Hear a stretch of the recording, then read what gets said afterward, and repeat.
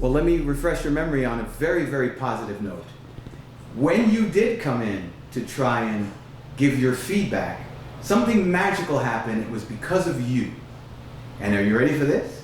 Because of your, let's say, the fuel that you were putting into the fire, you challenged your team to come up with something different. And guess what we came up with? Skimpy Night. Skimpy Night. And Skimpy Night, till this day, is by far one of the best promotions ever done in a nightclub. And it first started out at Club Manhattan because of you. May I interject something here? That was in conjunction. We were maybe the first or second club in the country with projection TV. And because of the design of the club, with the huge mirrors and the dance floor, and Skimpy Night was a huge, mammoth success because all the girls turned up, and once girls turned up, well, the guys turned up too. I remember that clearly. Well, thank you for mentioning the screen.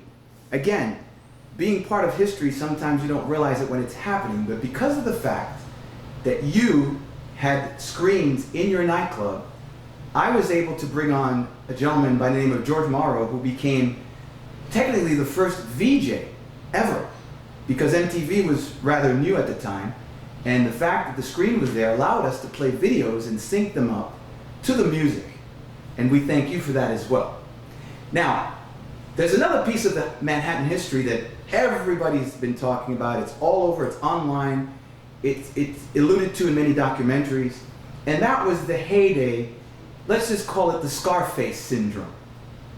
There was many TV shows, whether it was Miami Vice, but Club Manhattan was home to a variety of cultures, which is very unique because most clubs would have one type of people. What I mean by that, you had all of the Caribbean, Jamaicans, Haitians, Puerto Ricans, Cubans, Trinidadians, everybody, black, white, Cuban. So, having said that, you had a lot of very colorful characters that would frequent the club. Here's a name that I'm going to throw at you. Tell me what you remember about this gentleman. I can only footnote it by saying, when I bought my first car, which was a Porsche Turbo Carrera, 911, you took me to this gentleman's bank and I got my first loan, all because you said, Mohamed works with me. I didn't even think I filled out any paperwork. And the name of the gentleman I'm talking about is Ray Corona. Tell us what you remember when he would come to the club and how he added to the atmosphere. I can give you a little anecdote. When he got out of the car, the first thing he did was handed a $100 bill to the person that opened the door. By the time he got to the front door, he handed a $100 bill to the person that was at the cash register. And let's take it from there. What do you remember about Ray Corona? Are you sure you want me to say it? The good and the bad? About being in the club. Okay. Well, number one, he was the owner of Sunshine State Bank. And they were my bankers before I even moved here. And developed a relationship with the entire family, his father, his brothers, sisters. And unfortunately, he used his quote-unquote celebrity to, bulldoze his way through everything. It wasn't just Manhattan. Wherever he went, he wanted to be recognized as the great Ray Corona. So the relationship was normal for a long time until he unfortunately overstepped the line and we had a confrontation. He was banned from the club. After that happened, he wanted to sever all connections. So obviously I had less to gain than he, so I went in to see his father. And after I met with his father, things became normal again, and the rest is history. Another thing about Club Manhattan that was quite unique and appreciated was, although you had the general public there many times a week, within the club you had the infamous VIP room. And in order to get into that room, you had to be a celebrity or a big spender. Now, the irony of that is that this is back in 1981, before the velvet rope or the VIP room even existed. So how did that come about? When did you guys decide you wanted to have that VIP room in the sky next to the DJ booth? Well, you know, we had this mezzanine, which was part of the space that we rented, and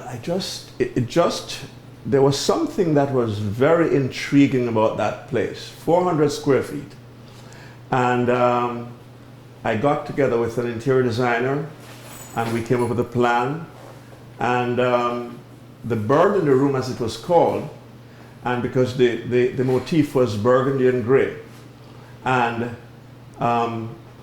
it evolved very quickly and became even more famous than Club Manhattan, simply because you couldn't buy a membership. Everybody wanted to buy a membership because it was elevated.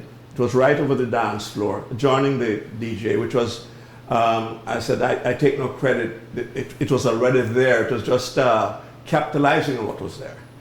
So it became the champagne room, whatever you want to call it. We've had Pat Sajak, we've had, I mean, people would call me and said, you know, we have this person in town, want to take them over there. And it was like a great high for anybody to get into that room. You're like the omnipotent looking down on the plebs. And it was a great success, great success.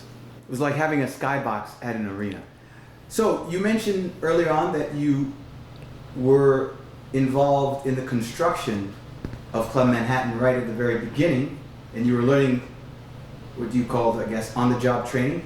Can you tell us what you're doing now? Are you still involved in the entertainment business? Are you doing construction, real estate? Tell us a bit about what you're doing now. Well, I did construction. Believe it or not, I think one of the reasons I was able to fit right into the building of the club is because I always had the propensity for construction.